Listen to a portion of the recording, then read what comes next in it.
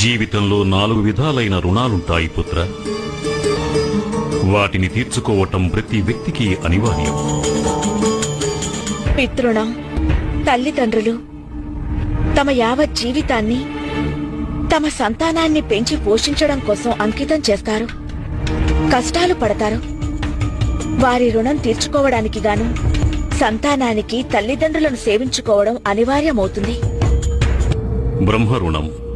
ఎవరి వల్ల ఈ జీవితం లభించిందో వారికి చెల్లించేది. ఈ రుణాన్ని తీర్చుకోవటం కోసం కోరేది ఒక్కటే. ఎవరైతే ఇంతటి పవిత్ర రూపంలో ఆత్మకు జీవితమిచ్చారో అదే పవిత్ర రూపంలో తిరిగి వారి చెంతకి చేరటం. దేవరుణం దేవతలందరికీ చెల్లించేది. వారి యొక్క ఆశీర్వాదాలతో అందరి జీవితాలకు పాలనా పోషణ లభించగలదు. వారి యొక్క రుణాన్ని తీర్చుకోవడానికి గాను మనం చెయ్యవలసినదొక్కటే.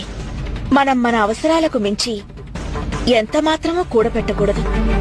మనకు అధికమైన దానిని దాని యొక్క అవసరం కలిగిన వారికి అందచేయాలి. ఇక 4వ రుణం ఋషి అనగా గురువుల రుణం. ఈ రుణం తీర్చుకోవటానికి ఏం చేయాలంటే గురువుల ద్వారా సంగ్రహించిన జ్ఞానాన్ని దాచుకోకుండా ప్రతి ఒక్కరికి పంచి ఇవ్వాలి.